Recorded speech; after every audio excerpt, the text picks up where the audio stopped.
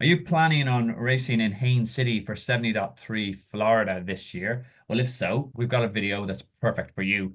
Because in it, we're going to talk through what you need to know about the swim, the bike, the run, and transition. And we'll throw in some equipment advice as we go along. But who are we and why should you listen to us?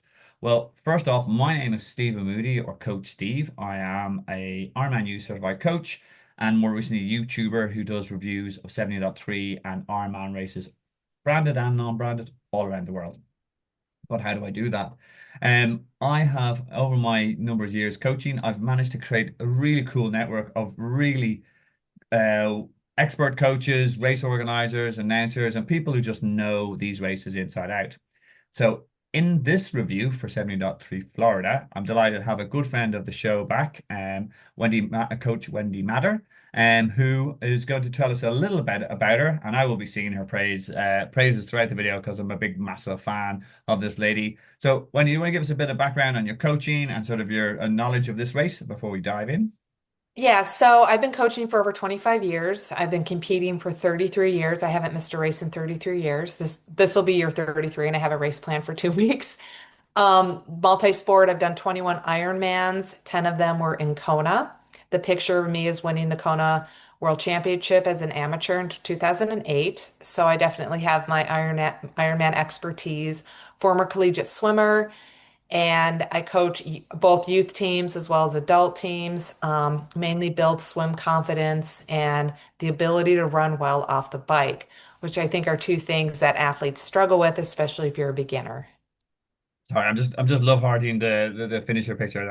I'm so delighted to actually know an Thank actual you. Kona champion. Fantastic. So listen, yeah, we'll dive in and again. As I said, great to have you on board. And as I said, we've done a number of these videos so far, and it's great to tap in. So I know the guys watching will get some great tips on this course. So as usual, let's start off with our swim start. It's an unusual shape. We normally get our horseshoe shape, but we've got a bit of a bend in this one. What can we people expect swimming in Lake Eva, Wendy?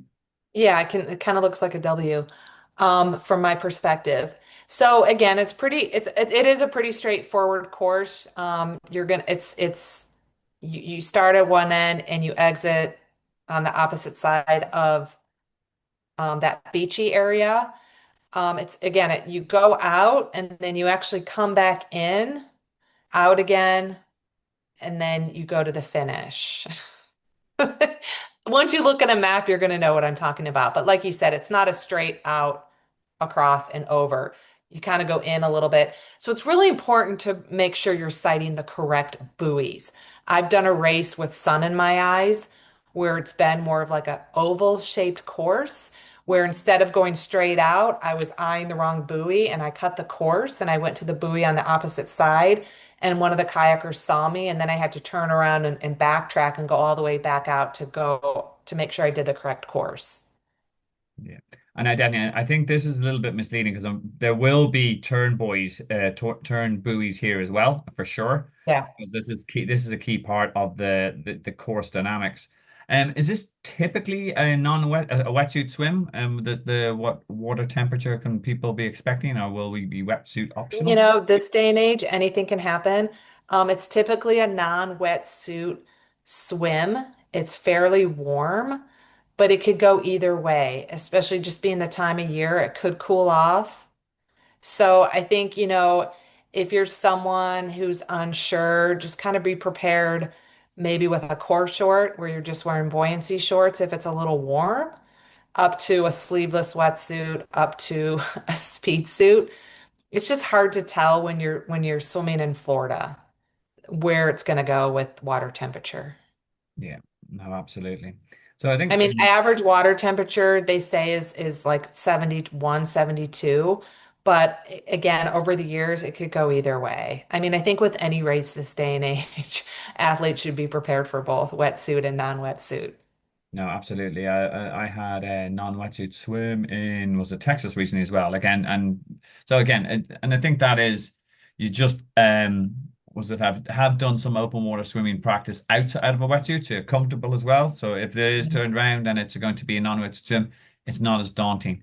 Um, in terms of the swim prep as well, is there any sort of specific, was it hints and tips you'd give for people to prepare for this course? You've mentioned there's a fair bit, there's these turnings, so the sighting you mentioned is key. Any sort of drafting tips as well, would you give to the guys? Yeah, I mean, I think for sure sighting tips. We both have videos on our channels about how to do alligator eyes, lift in sight. Sometimes I actually have people do breaststroke for sighting, just depending on where the sun's going to be. Drafting, if you're going to draft, it's good to practice. I actually just released a reel just recently last month on Instagram about how to draft in a swim, whether you're going to draft on someone's feet or you're going to be near the side of them. Something you can practice with your friends as you're practicing in safety in your open water swim training. Definitely, we hadn't talked about how you're going to line up, but when you line up, you're going to line up for the race start according to your predicted open water swim time. So it's good to line up behind people that are slightly faster than you so you can try to catch that draft because they say it could save up to 7% energy costs. Absolutely massive. And as we know, that's actually key for the it, 70.3 and Ironman racing is all about sort of energy conservation and kind of fueling to make sure you can get to the all the way through the session. So if you can save that amount of energy in the swim, it's key.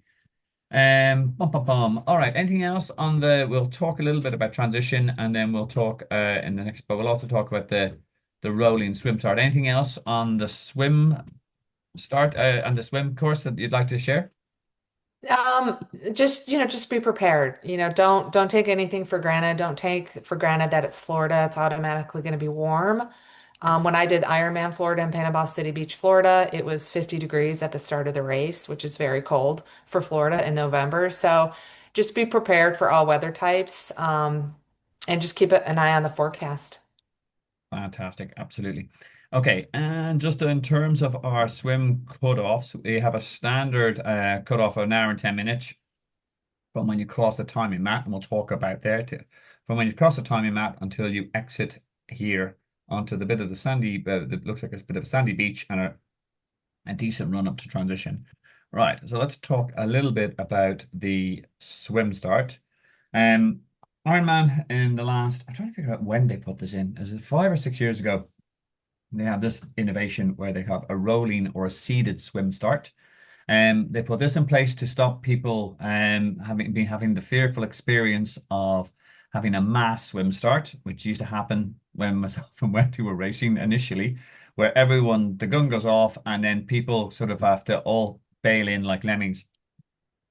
Absolutely majestic to watch on a video, terrifying if you're a newbie. So what they did was they had this seated swim start where you will now when you arrive on the day, there'll be pens or corrals with a little yellow sign that goes under 30 minutes, 30 to 35 minutes, etc., etc. And you put yourself and you are meant to self-seed in the time that equates to what you think will actually be your swim time on the day. So if you're like a 2 minute per 100 swimmer, or you've done your test and you know that you're roughly around 39, 38 minutes for the 1.9K swim, you'll put yourself in the 35 to 40K corral.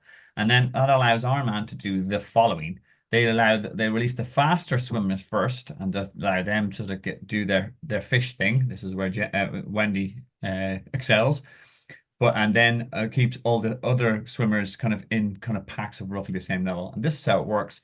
You will see the volunteers exactly lining up like this. This isn't 70.3 Florida. It's an aerial shot which it tells you will literally, this is the pen. You will be corralled into like one of these gates.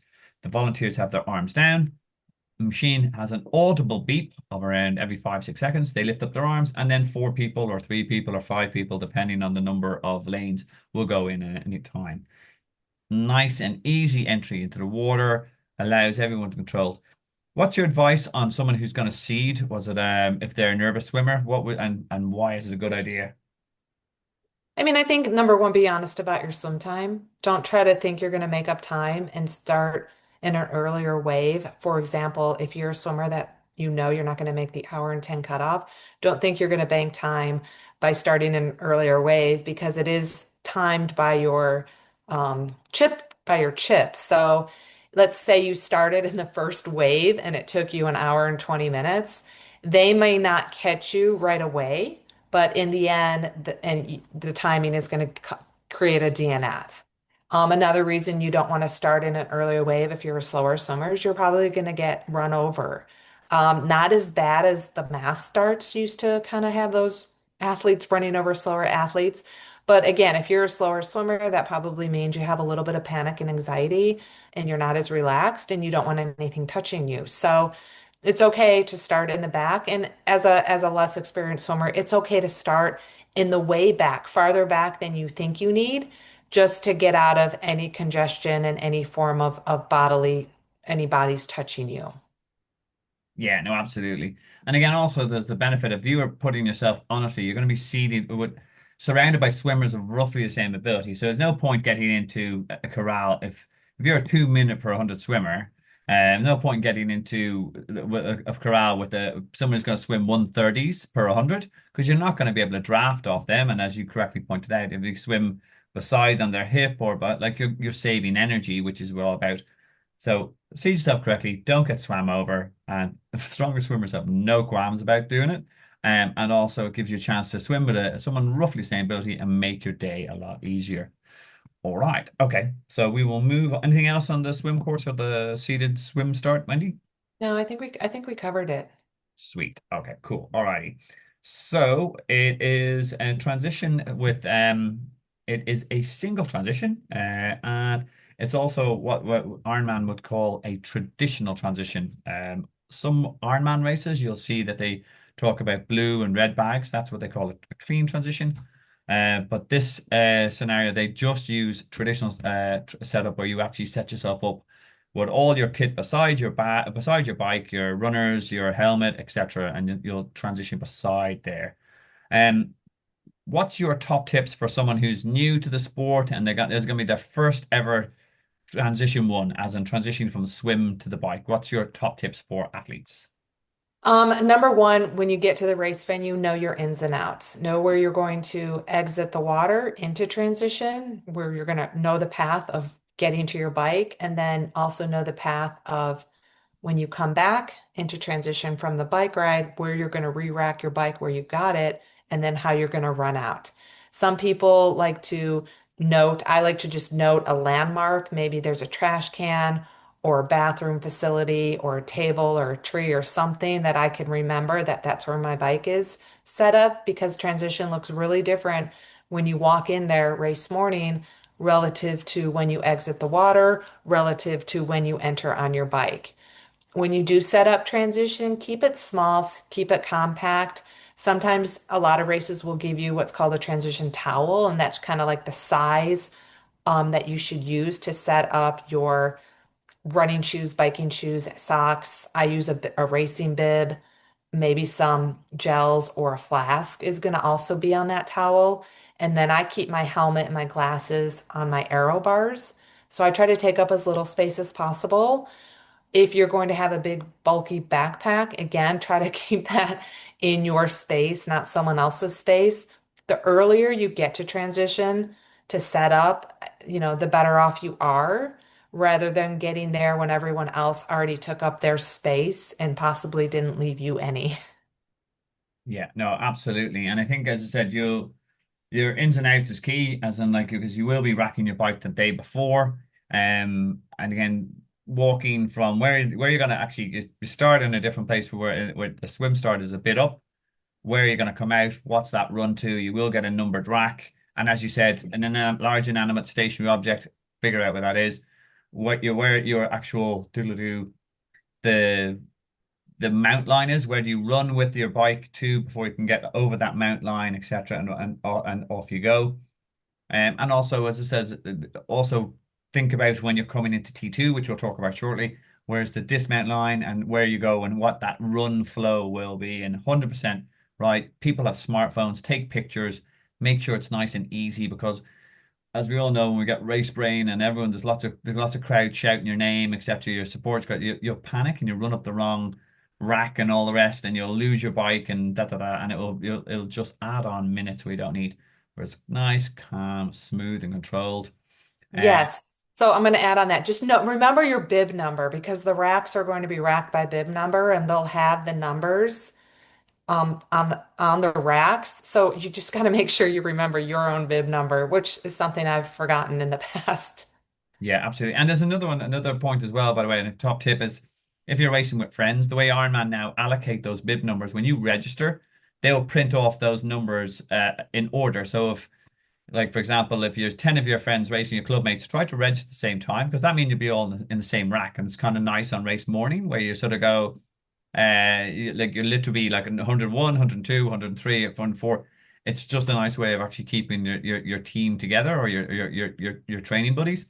And then also I said you'll get the little race band which will have your number on it, but just make sure you know it, and that will be where you'll find where you'll have to rack your bike the night before, and it's also where you have to return your bike in T2, and we'll talk about that later. Um, and as I said, no wetsuit strippers, and typically in a 70.3, so you know how to get out your wetsuit yourself. So advice when you're coming out of the water, it's a little bit of a run up. Make sure you start taking your wetsuit down, and again, just doing things that you can save your time when you actually get to the bike. So if you've taken your wetsuit down to your waist, a top tip I have is when you pull your swim cap and your goggles, if you hold them in your hand and when you're pulling out of the wetsuit arm, just actually let go when it's in the wetsuit arm because then those goggles and that swim cap will be in your arm and it's one less thing to worry about. And it's just a nice sort of speedy way of getting it because you will be chucking your wetsuit by your bike, hopping onto your bike. And by the way, you can't touch your bike until you put your helmet on and then running out to the mountain line. Okay, any other top tips we could give for T1? No, just stress like you just mentioned. Put your helmet as soon as you get it by your bike, put your helmet on and strap it. If they see you in transition on your with your bike and your helmet's not strapped, hopefully they'll just give you a friendly reminder, but there that does cause for a penalty. Possibly, I don't think a DQ, but definitely a penalty of running in transition without your helmet on. And an important note, like some people will park their car and, kind of coast their bike into the race venue the day before they rack their bike. You have to have your helmet on and fastened anywhere near the venue. So even the day before, if you're kind of one of those athletes riding your bike into the transition area, have that helmet on and have it fastened because I bet you that'll be a DQ if they see you. Yeah, no, absolutely, and to be honest, it's for a good reason. The we no one wants to end the race by coming off the bike at all, and if you don't have your helmet on, you're putting your life in your own hands. Okie doke. Alrighty. We'll just again, there's some great tips there from Wendy, and some I've sprinkled in myself. But there are some other tips in terms of short little useful tips about how to transition from the swim to the bike in terms of there's running with your bike out of the mountain line and there's removing your wetsuit, etc. So check them out in the comments below. And there is a video about how to get your wetsuit off because remember, it's not like some races like in Florida, Florida Full, where you actually have wetsuit strippers who actually help them take you off. You are kind of DIYing on this one. Sometimes it changes if they've loads and loads of spare volunteers, but typically for 70.3s in North America, you're kind of a DIY, take your wetsuit off. Anything else before we move on to the bike course, Wendy? No, hopefully this one won't be canceled. There's been a couple of them this year. Let's not. Yes, we've They had a canceled lot. the USAT Sprint National, didn't they? There was a bit of a The Sprint Nationals was completely with the whole course was canceled because they had like hurricane type storms and there was like a few inches of water. That was totally explainable why they canceled that one. Yeah, that would have sucked. Okay, but we're thinking positive thoughts. We're thinking you're going to get the full Ironman experience. So cool, happy thoughts. Okay, so hope you're enjoying the video and all the rest and enjoying Wendy's content and useful tips. If so, make sure to give her a thumbs up on the video. If you're looking for other training content or other race day reviews, such as I've done Ironman Florida, Ironman Chattanooga, myself and Wendy. I think at this stage we're probably on 8 race reviews with two, myself and yourself. But there's loads of ones from Europe, etc. And all that. If you just Google, enter in YouTube search with the name of your race, I'm pretty sure I've got it covered already. And please do check out Wendy's Instagram. She does a really lot of cool content. She's mentioned some of the stuff she's done on drafting, alligator eyes, this other really cool content that she has. She's got which is the podcast you work with as well, as in there's a regular podcast. So I now have my own podcast with my friend. It's called the Wellness Made Easy podcast. We do a lot of multi-sport. discussion on wellness in the podcast, but we do talk about lifestyle wellness. I have my master's degree in wellness management, so it's fun to be able to use my degree 20 years later. And I was the co-host of the Endurance Hour podcast, which we have a lot of content on there, but we had stopped that podcast about a year ago. But there's still some good stuff. Absolutely. Okay, cool. And I'll have all those details. And well, and as I said, check her out on Instagram. And if you want to get a great coach in your corner, it's not often you get coached by a Kona winner. And and as I said, she knows her stuff. If you're watching this video and you're planning to do it next year or this year, reach out to her as in have a conversation. Really, really superb coach and a really lovely person. She gets good results. Also, you can see all the people who's doing PBs. All right, okay, that's it. Thank you. Check out these details in the comments below. But you guys want to know about this fast-looking bike course. And one loop, what can people expect on this one, Wendy? It's one loop. I think the course, hilly profile, it's kind of rolling hills. Nothing extreme, but for Florida, it's hilly for a place like Florida. Um, 1,200-ish feet of elevation gain over 56 miles doesn't seem like a lot to me because I ride that much in 10 miles here where I live in Georgia. But don't let it be prepared for some nice rollers, gentle rollers, nothing extreme, nothing that anyone can't handle, probably still in their big chain ring. Definitely a triathlon geometry bike versus a road bike, but if a road bike is all you have, that's fine too. And road surface, are they good roads? Or there be lots of potholes like here in No, Ireland? they're decent roads. Okay, cool. All right. And again, as I said, it being one loop, it makes for an easier sort of management of pace and sort of just keeping away from drafting packs as well. Bum, bum, bum. And we discussed it'd be a TT bike course. The roads are closed. Anything else that was it that you think would be specific to this course, or any other hints or tips about Well, training for this course? make sure you carry your own fuel. It looks like there's going to be aid stations about every 10 miles, which is pretty typical of a World Triathlon Corporation Ironman type of course. So, but just be prepared to make sure you have enough and don't always necessarily rely on the aid stations. They're out there, but if you're used to drinking, like every more frequently than the aid stations are going to provide. Just make sure you have your own stuff and practice. Cool. Excellent. Yeah. And with this sort of hilly profile, is there any sort of specific training sessions you would recommend for people to do? Over geared work, hills if they can, anything? I mean, I don't think hills are going to hurt anyone, especially on flat courses. So I'm always going to recommend hills if possible. Um, Doing more elevation gain than any course provides is always going to make that course feel easier. So if you typically, if you rode 56 miles and the elevation gain was 3,000 feet, when you got to race day to do 56 miles with only 1,200 feet, it's going to make it feel that much easier. If you don't have access to hills, you can get your legs strong in the weight room. You can do bigger gear efforts indoors on a trainer. But definitely prepare your legs for climbing, prepare your body to maybe stand up on some hills just to get some relief in your lower back, stretch out your lower back, stand on the hills, and just be comfortable with descending. I think one thing that we all miss out on because we all ride so much indoors these days is we miss the bike handling, the wind, headwind, tailwind, and that's only something that you can get while you ride outside. And I think riding down hills, you don't get that bike handling on descending when you're indoors on a trainer. No, absolutely.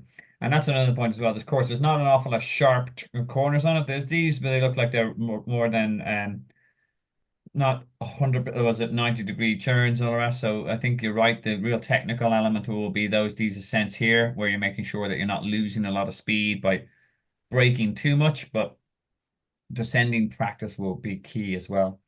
Okay. Hmm. So TT bike, make sure you practice a bit of hill work, make sure you practice your technical skills, make sure you've got a fueling strategy. We'll talk about aid stations now. Excuse me. Um, because not only are you fueling to complete the bike, you're also fueling for the run that's coming. We'll talk about that in a Hmm. second. Anything else on the bike course, Wendy? I don't think so. I think we covered a lot of it. Cool. Okay. And in terms of your cutoff times, it's a standard 70.3 swim plus T1 plus bike. You got 5 hours and 30 minutes to get the job done. Okay. Aid stations. Right, I'll do my little rant because I'm very big on this. One of the first things I'm going to talk about in aid stations is the fact that it says bottle toss and last chance trash or rubbish as we call it in Europe. This is key. This is the only part on the course where you can chuck empty water bottles, gels, banana skins, whatever you've eaten or rest. Because if you throw them between the start of the aid station and the end of the aid station, that allows Ironman. And by the way, this is what a standard aid station looks like. And yeah, it's around 300 to 400 meters long. It's because it's long, these long tables, etc. If you chuck your rubbish there, it means our man can go pick it up, and it's as if we never were never there, and that Haines City will invite us back next year.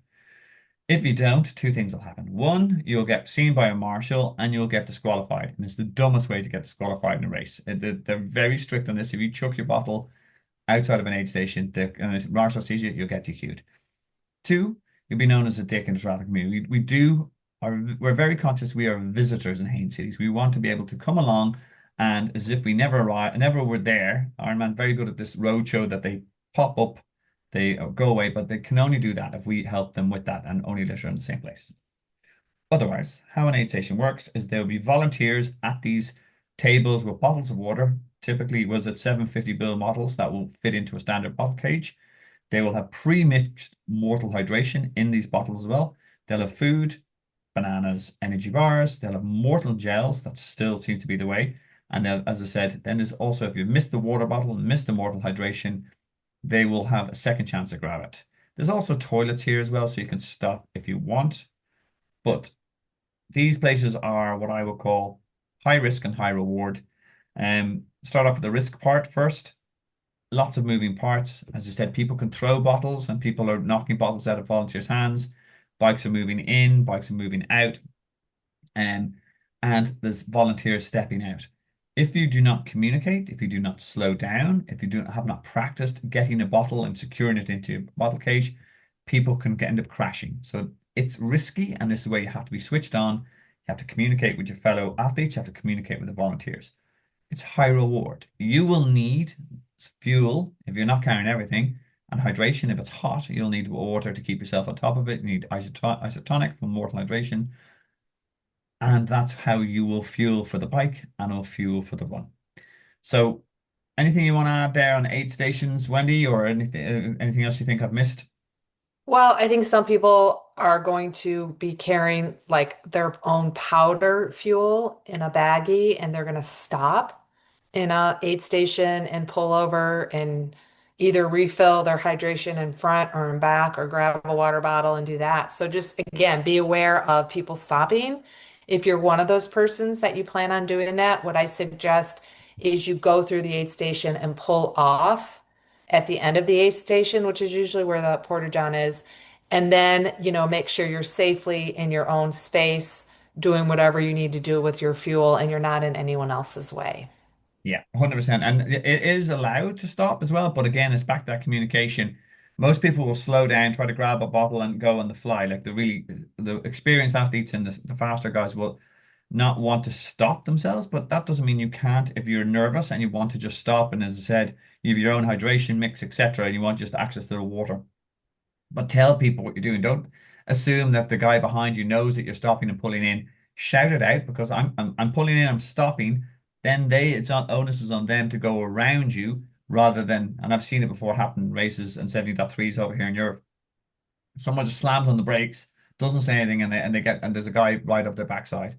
Don't be that guy. Don't ruin yours and a couple of other people's race. Okay. Um, as I said, high risk and high reward. Video in the comments below, one of my most popular videos in terms of do's, don'ts, demos of how the pros do it, what you should practice to make sure that you're comfortable on race day. Spoiler alert, it's literally just actually getting your friend to hold out a bottle or hold out a bit of food and you cycle past them, you grab it and secure it. You'll knock your bottle off the first time, the second time you'll get it, third time you'll be an absolute pro and you'll be comfortable doing it on race day. Got to practice this stuff beforehand. All right. Okay. So we are now rolling back into the same area where we're the same t transition area. It's a single transition. Um, no bike catchers. Again, this is a luxury for more of the longer distance ones. And if they have loads and loads of volunteers, realistic is not going to happen. Um, but as we were discussing earlier, you do need to remember where the dismount line is. We have to stop the bike entirely and run to where your numbered rack is, and then rack the bike, and that's only when you can take your helmet off, and then get to the run exit. Wendy, your top two, three tips for a person to have a nice, smooth, and efficient transition to from their bike to run. Slow down as you're approaching the dismount line. You know that there's going to be volunteers telling you to slow down, but just take it upon yourself to know where that dismount line is and you are slowing down. Be prepared. Like I like to slip my feet out of my shoes and pedal a few pedal strokes with my feet on top of my shoes. And so when I dismount my bike, I'm in my bare feet or with socks on, and I keep my shoes in my pedal. Sometimes I don't do that. It just kind of depends on how many people are around me and how comfortable I am slipping my feet in and out, depending on the grade of where I'm approaching the transition. But I'm always thinking about that as I'm getting closer. Another thing is maybe, the last mile, you may want to just go into an easier gear and spin your legs out and get them into that running cadence that you're about to go into. And that's just going to kind of get your heart rate down a little bit and get you ready for that run to transition. When you rack your bike, make sure you rack it the same place, the same position, whether you did it by the handlebars or by the saddle is really helpful because that takes up the same amount of space as when you left it. And again, don't undo your um, Yeah. helmet buckle until you rack your bike. That should be the rack the bike and then undo the helmet and take your helmet off. Yeah, no, absolutely. And for me, as my guys, you always find that transition two is faster than transition one. You have a bit more to worry about in terms of getting was it making sure all that the nutrition, etc., is all settled. You're literally just racking the bike, getting the helmet off, getting your runners on, and then you can And start go. running to that run exit, which you will have checked beforehand the night before, so you know your ins and your outs, as Wendy calls them.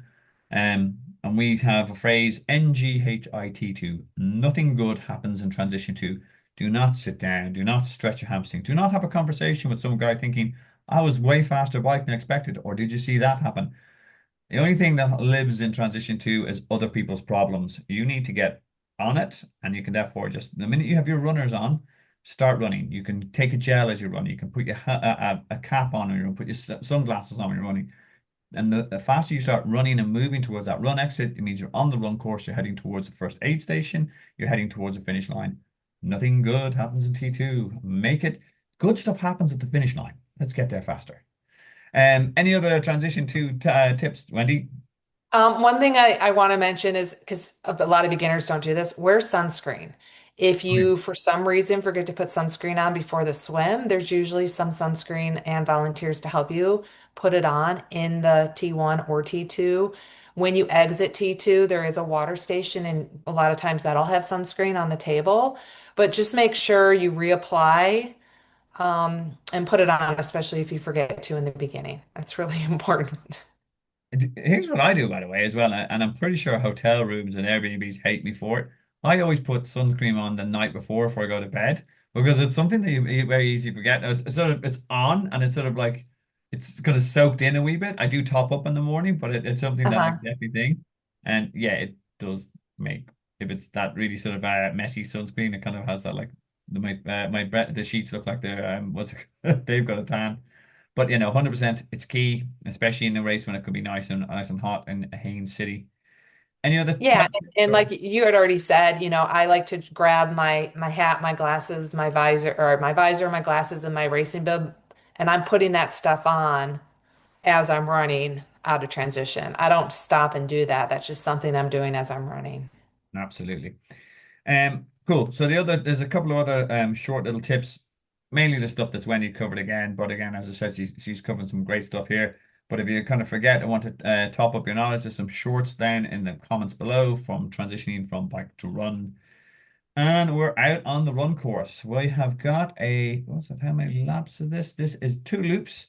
What can people expect when they was it exit from transition and start on this run course, Wendy? It's flat. I mean, there's a couple hundred feet of elevation gain over 13 miles. You're not going to hit any major hills. So even though it looks a little raggedy on the course profile, there's only 440 feet of gain in 13 miles. Again, I'm someone who runs a mile and a half and I can get a 550 feet of elevation gain if I wanted to. But it's definitely flat. So when you're training, when you're in the build phase of your training plan, sport specificity phase, make sure you're practicing your pacing and transition runs on the similar course terrain, which would be flat for this type of course. It's going to be hot. Oh, absolutely. And there's a lot of kind of twists and turns on this as well. Now that will freak out a little bit, but for me, as in, and I see like on the forums, people, will I get lost on the run course? Will I get lost the bike course? Ironman branded events, they're well marshaled, they're well marked, and like to be arrows. And I know as long as you're following the person in front of you, you're going to be okay. But it does look like there's lots of random turns on it. You won't Um, get lost. And for someone who gets lost a lot on courses, I've never gotten lost in 33 years of racing World Triathlon Corporation events. I've never gotten lost on that course. They're yeah, so well me too. marked and there's just so many people. In a two-loop run course, again, it's considered spectator friendly. Absolutely. I can imagine around here, which is going to be a point where they'll pass you on the run course and it's right beside the finish line. That's always going to be a noisy area there, on the Woods Avenue, which is going to be a great place for your support crew, and the Sherpas to hang out.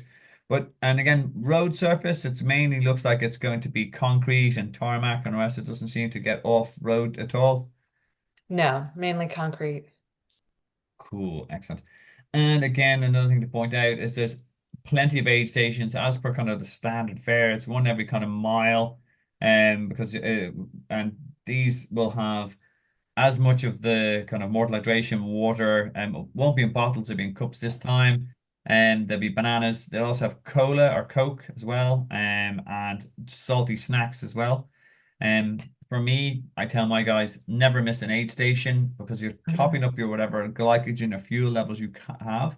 If it has got hot, you're using the water to keep hydrated, and also temperature management. You're pouring water down your top, etc., on your head. Any other tips you give for people on a two-loop course? No, I mean, it's spectator friendly. I like loops because I like to just kind of say, okay, it's instead of 13 miles, it's two loops. Two is smaller than 13. So you kind of take the first loop, as kind of getting to see what it's all about and pacing yourself, knowing you're going to do the same thing again. And so then you can kind of point out some landmarks as you're running the first loop that you may want to target during the second loop. And in training on a loop, if I'm doing a loop course racing, I like to train on loop courses. So for my longer runs in training, I'm going to do loop courses just to get in the mentality of what that feels like. And if you do loop courses, it's an easy way for you to set out your own fuel or to stop home. If you do like a 4 mile loop three times or something like that, it's a way to stop home and fuel. If you plan on using what's at the aid stations for both bike and run, make sure you practice that. First time I ever had Coke was on. I'd read what is it McCormick? But I read Yeah, Chris's book on an airplane heading to a 70.3 world championship before, and he talked about using Coke, and I used it that race, and it worked out fine for me, but it doesn't always work out fine for everyone else. So just make sure you know what's out there and try to rely on what's on the course instead of having to rely on your own nutrition. yeah, absolutely. Well, that's what I just say to people is, and again, because especially on the run course, right? Because there's so many aid stations, I think it's always a bit mad if we see people going out with belts on and they've got gels through them and they've got like these little water carriers. Yes. As in, there's aid station. This is essentially your buffet. As in, your longest you're going to run is roughly a mile, and before you get an option to earn back some money from Ironman because these Morton gels are expensive. So like, just use the aid stations. Don't weigh yourself down unnecessarily. Walk them if you need to. Make sure you take on board gels, the salty snacks, whatever you need. So there's no need to carry it. That'd be my take on it. Okay. Anything else on the run course, Wendy? No, I mean, you said walk through the aid stations. Sometimes if something and you're in a bad place mentally or physically, you're just not feeling so great. I always told myself never walk between aid stations. It's okay to walk in an aid station. So I've had my moments where as soon as I enter an aid station, I'm like, okay, I can start walking. And then as soon as I exit an aid station, I'm like, oh, I promised myself I got to start running. But again, it breaks up the 13 miles into mile segments or you run aid station to aid station. So that's another mental strategy that you can take with you. No, absolutely. Okay, okay. So in terms of our, was it swim, T1, bike, T2, and run, we got 8.5 hours to get it done. Pace it well, fuel well, and just be and have those strategies worked out in your head, and that should not be a problem if you've done the training. And this is where you're coming to. This is the finish line. As I said, it's a well-supported course. You can see lots of people there. Um, Possibly I won't beat that time anytime soon for a 401, but this guy did. So fair play. Okay, we'll talk a little bit about the venue key timetable, and what I have pulled from last year's athlete guide. And by the way, this video is used not meant to was it replace the athlete guide, not meant to replace the briefing. It's meant to assist as well. It's complementary because some things change very last minute. Especially with this, the weather's been a bit weird and wacky in the States, particularly as and so always keep an eye on the athlete guide, always attend the race briefing because you'll pick up gems of stuff that will happen. For example, in California, that they changed the course, Ironman California, and 4 years ago, the day before, so you got to be aware of these things. But based on previous years, you can register between 2 and 7 on Friday, 9 and 4 on the Saturday. Athlete briefings are available on Friday and Saturday. There's 3 p.m., 5 p.m., 12, and 4 p.m. Saturday, and this is a great option as well. I always tell my guys to do this if there's an option of a practice swim.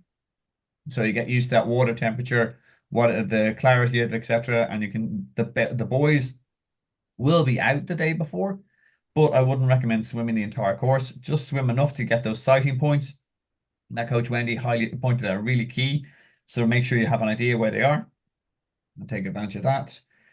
Drop your bike off and your timing chip pickup, by the way. And again, don't panic when you register. When you register and you get that number printed out, they do not give you the timing chip. They only give you that when you check in your bike the day before, because that means Ironman's way of making sure you're not turning up just to collect the bag and the hat and the flag. And they know that when you turn and check in your bike, you're serious, and they have to hand over the timing chip at the end.